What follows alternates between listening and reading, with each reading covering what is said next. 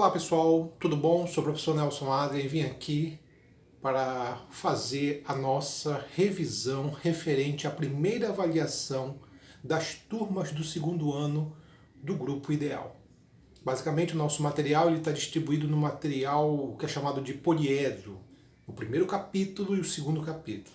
No primeiro vamos falar, todo ele baseado na ideia do autor Auguste Comte, filósofo francês.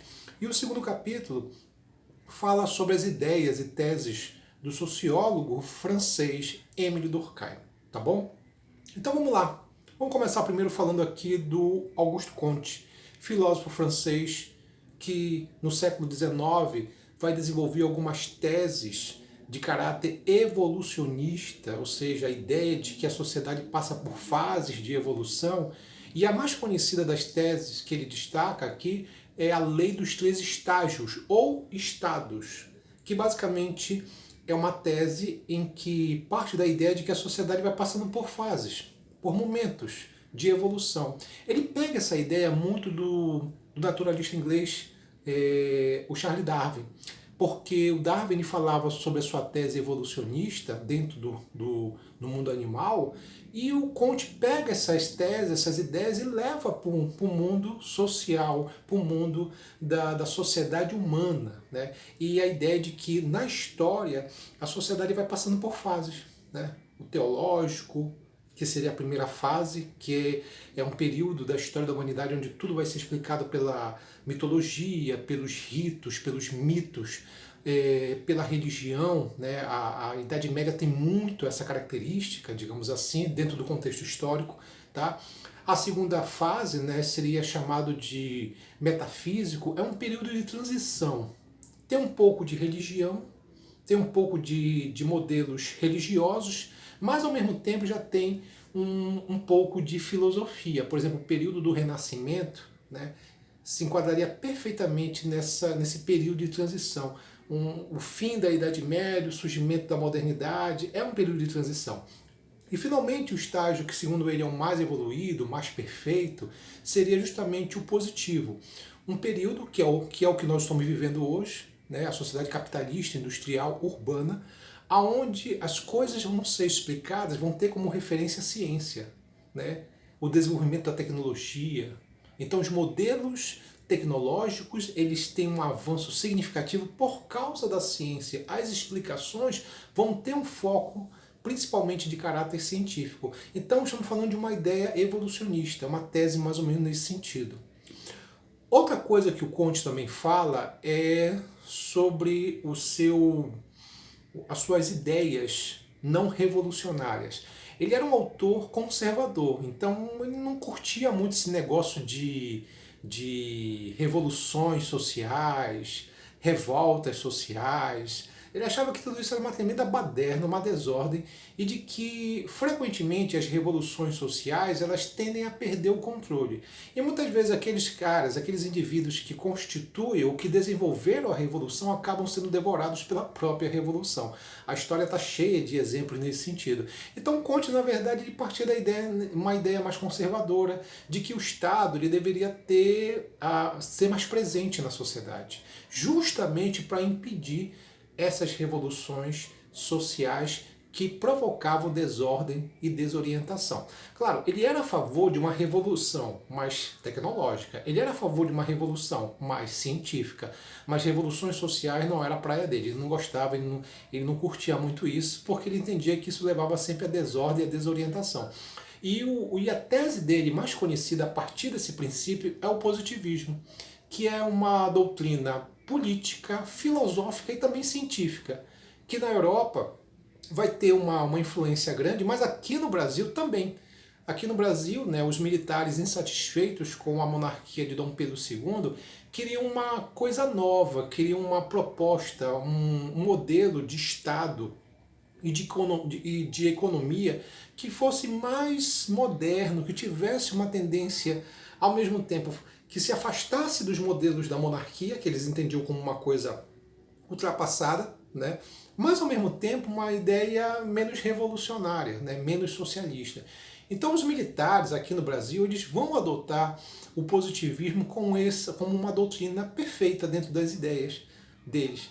E a gente vai perceber que os militares, eles vão proclamar a nossa república, Benjamin Constant, Marechal Deodoro, né? Nosso segundo presidente da república vai ser o Marechal Floriano, a ideia da república da espada. Pode perceber, é um regime autoritário, né? Então o positivismo tem esse perfil. O lema Ordem e Progresso parte disso, quer dizer, estamos falando de um modelo, né, que, por um lado, não aceita estados revolucionários, modelos revolucionários, né, sociais, e, por outro lado, entende que a melhor forma de economia, né, não é uma economia baseada na mão de obra escrava, que é uma coisa desumana e atrasada, mas sim uma mão de obra qualificada, uma mão de obra assalariada. Daí a ideia, por exemplo, da industrialização como um aspecto central, né?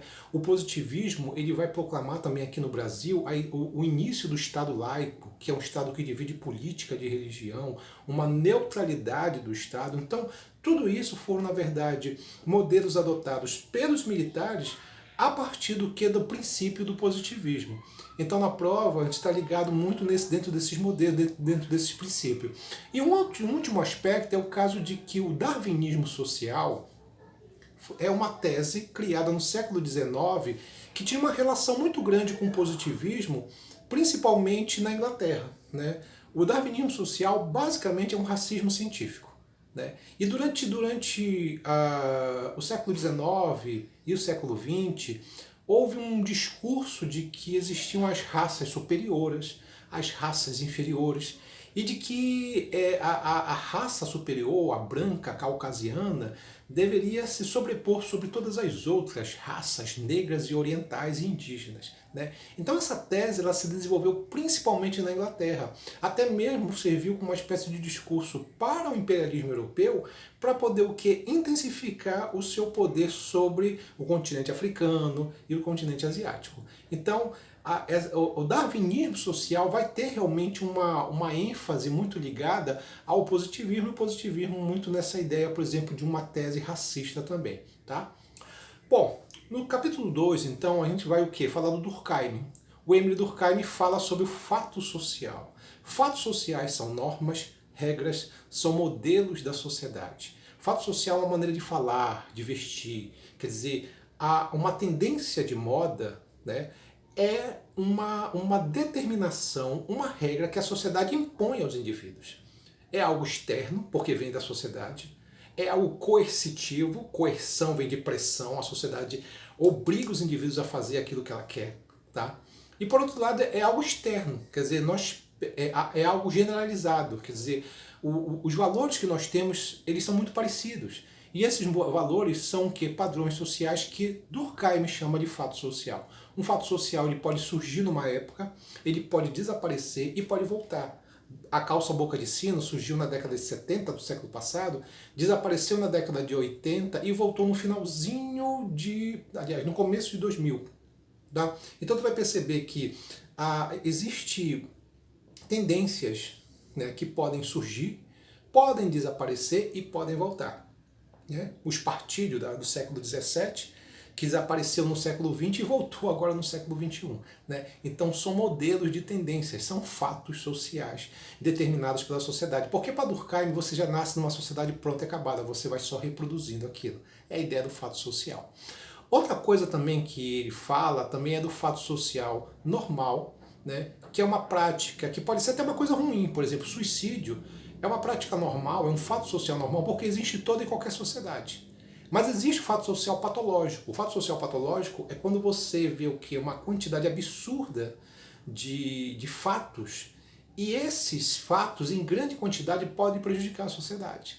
Então, suicídio é uma prática normal. Em grande quantidade, é patológico, porque prejudica a sociedade. Consumo de drogas é uma prática normal, é um fato social, porque em qualquer sociedade você vai encontrar alguém que por algum motivo está usando drogas, lícitas ou ilícitas. Em grande quantidade, em grande escala, é patológico. Então, o fato social patológico é como se fosse uma doença da sociedade, que é provocado por uma intensificação, né? Algo exacerbado, que chega a um grau que prejudica a sociedade. Então, pobreza Por pior que possa ser, é algo normal, mas em grande quantidade, uma sociedade num estado de pobreza muito grande, isso prejudica a sociedade e por isso é chamado de patológico, tá bom? Outra coisa que a gente vai falar também sobre a tese do Durkheim, tá, é sobre a divisão social do trabalho. Divisão social do trabalho é assim, é a sociedade, são sociedades que elas dividem suas funções, né? Elas dividem as suas atividades de acordo com os interesses dos indivíduos. Tá? Então, divisão social do trabalho é uma maneira que as sociedades antigas, pequenas e as sociedades modernas criaram para poder sobreviver. Então, para eu, por exemplo, produzir alimento, para eu produzir tecnologia, para eu poder sobreviver na sociedade, eu preciso necessariamente do quê? De outras pessoas, de outros indivíduos. Né? Então, o Durkheim diz que quando a gente precisa de outros profissionais, a gente tem a nossa função e precisamos de outros profissionais, de outros indivíduos, ele chama isso de solidariedade. Solidariedade aqui não é o conceito cristão de amar e respeitar o seu próximo, não é isso. Solidariedade é você ter uma função e precisar de outros indivíduos para que a função possa ser completada, desenvolvida de uma maneira adequada. Então ele fala sobre a solidariedade. E essa solidariedade ela pode ser pequena, simples, em sociedades com a mesma natureza, tá? Sociedades tribais. Aí ele vai chamar esse tipo de sociedade de mecânica. Sociedades mecânicas são sociedades pequenas, simples, né? Que tem uma divisão por sexo, função de homem e função de mulher. Tá? Essa é a ideia. Então são atividades simples. Tá? O homem precisa da atividade da mulher, que é a agricultura. A mulher precisa da atividade do homem, que é a caça. Beleza, se completou, ficou perfeito. Tá?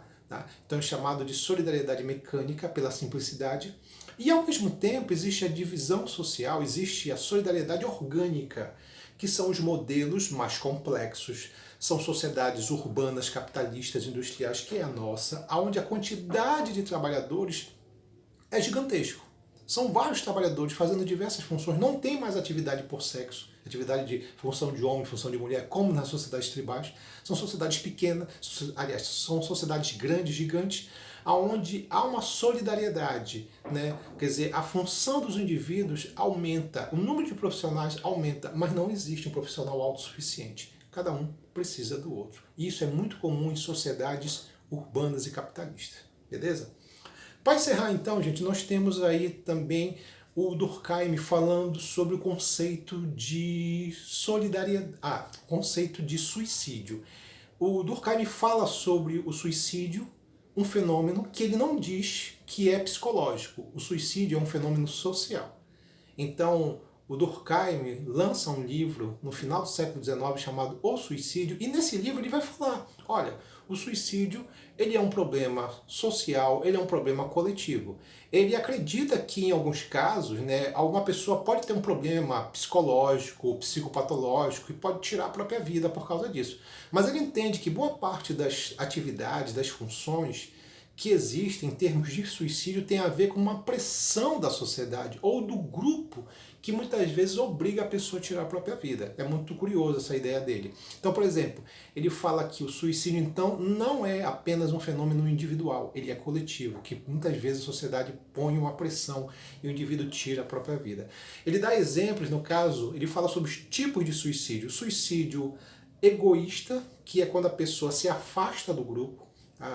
Pessoas que tendem a tirar a própria vida começam, é uma tendência a se afastar do grupo, da família, da escola, da igreja. Há um isolamento e esse isolamento pode levar ao suicídio. Ele chama isso de suicídio egoísta. Por outro lado, existe o suicídio altruísta, que é o inverso, que é um tipo de suicídio em que a pessoa está tão ligada ao grupo, está tão forte ao grupo, que se o grupo diz, olha aí, tira a tua própria vida em nome de Deus, em nome da tua honra, vai lavar a tua honra, alguma coisa assim, tá? A pessoa chega e faz. Tá? Então é um tipo de suicídio em que a pessoa se anula individualmente. Ela faz porque o grupo pede. É daí que vem a ação dos grupos terroristas. O Homem-Bomba parte desse princípio, né, do suicídio altruísta, que o grupo está muito forte na cabeça do cara. Tá? Existe o suicídio anômico. Vamos lembrar a primeira coisa. Anomia, gente, é uma crise na sociedade. O conceito de anomia é um estado de desorientação. A sociedade passa por uma crise, por uma desorientação, por uma falta de regras e de normas. E o suicídio anômico é um suicídio ligado a crises sociais. Crises sociais podem provocar um número maior de suicídios. Uma crise econômica pode prejudicar as pessoas e muitas pessoas podem tirar a própria vida, certo? A pandemia mostrou isso, quer dizer, no auge da pandemia, o número de suicídios aumentou também, tá? Então, quando a sociedade está num estado de crise social, o suicídio ele tende a aumentar por causa disso. E o nome que se dá é suicídio anômico, tá? E por fim, o suicídio fatalista, que é um suicídio ligado às pressões da sociedade. Quer dizer, a sociedade impõe regras. Olha, você tem que fazer isso. Só que tem pessoas, nem todo mundo aceita essas regras. Vamos lembrar que no passado, os filhos eles eram obrigados a casar com pessoas que não gostavam. Por exemplo, por quê? Porque o casamento era um acordo entre famílias. Olha, então tu vai casar com o filho do fulano, com a filha da ciclana. Pô, tinha gente que não aceitava isso. Tinha jovens que preferiam morrer do que passar por esse tipo de situação. Então, no caso como esse, você tem o quê? Uma pressão da sociedade, né? A pessoa tem uma orientação sexual e é obrigada a seguir um modelo hétero, não aceita isso, não concorda com isso, então prefere tirar a própria vida. Quer dizer, tem casos, por exemplo, de grupos de LGBTs que aconteceram já casos nesse sentido, tá? Então, alguns grupos tendem a sofrer mais isso. Por exemplo, no período da escravidão, tinha escravos que preferiam morrer, preferiam se suicidar, se jogar do barco, parar de comer, parar de beber. Preferiam isso do que ter que se submeter e se transformar em escravos, né? Está numa condição de escravo.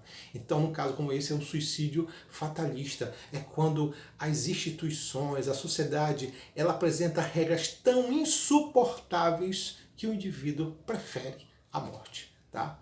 Então, gente, é isso. A nossa revisão está voltada muito nesses dois modelos aqui, as ideias do Augusto Comte, tá? No primeiro capítulo, e as ideias de Emile Durkheim no segundo capítulo. Espero ter ajudado vocês nesse processo, nessa ideia aí, tá bom? Pessoal, um abraço, até a próxima, tá? E uma boa prova. E bom simulado, boa prova, bom simulado, bom tudo, tá? Tchau, gente, até mais.